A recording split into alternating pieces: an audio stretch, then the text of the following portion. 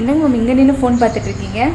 இல்லை, நம்ம ஸ்டூடெண்ட் ஒருத்தவங்க வந்து ஒரு ரெஃபரன்ஸ் அந்த பிக்கு வச்சுட்டு அதில் இருக்கிற மாதிரியே வந்து சுடிதார் நெக் டிசைன் வந்து ரெடி பண்ணிட்டு இருக்காங்க.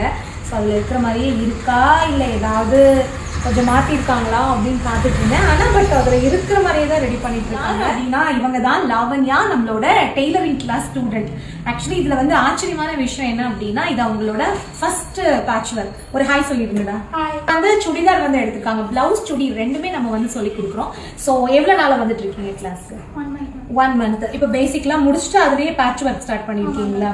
உடனே சுடிதார் எடுத்திருக்கீங்க.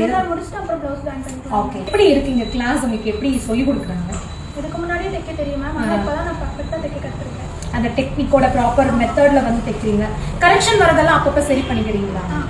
ஏன்னா கரெக்ஷன் கண்டிப்பாக இருக்கும். ஸோ பிகினர்ஸ் அப்படின்னும் போது சரி அதெல்லாம் அப்படிதான் இருக்கும், அடுத்ததுன்னு போயிடுவாங்க பொதுவாக. பட் இங்கே எப்படி அதை கரெக்ட் பண்ணுறாங்களா இல்லை அடுத்ததுல பார்த்துக்கலாம் அப்படின்னா? அப்படிலாம் தப்பு பண்ணால் கரெக்டாக பிரித்து தைக்க சொல்லுவேன். ஸோ பிரிச்சு எத்தனை முறை பிரிச்சுருக்கீங்க? கம்மியாக தான் தைக்கும் போதே கேட்டு கரெக்டாக தைச்சிடுறீங்க. ஓகே, ஸோ சூப்பராக இருக்கு. இங்கே வந்து பார்த்தீங்கன்னா தெரியும், இது நெக் பேட்டர்ன் இல்லையா? இது ஒரு சைடு, இது ஒரு சைடா? ஸோ ஆப்போசிட்டில் வரும். ஃபினிஷ் பண்ணிட்டு காட்டுங்க எப்படி இருக்கு அப்படின்னு. வந்து ஃபுல்லாக அப்படியே நீ போட்டு பார்த்தே நம்ம வந்து அதில் ஏதாவது கரெக்ஷன் இருக்கா அப்படின்னு பார்த்தலாம். அப்படி கரெக்ஷன் வராதுன்னு நினைக்கிறேன்ல? வராது, கான்ஃபிடென்ட் இருக்கு. ஓகே, நல்லா தைங்க. ஸோ எங்கள் ஸ்டூடெண்டோட அந்த பேட்ச் அவங்களோட கான்ஃபிடென்ஸ்லாம் எப்படி இருக்கு?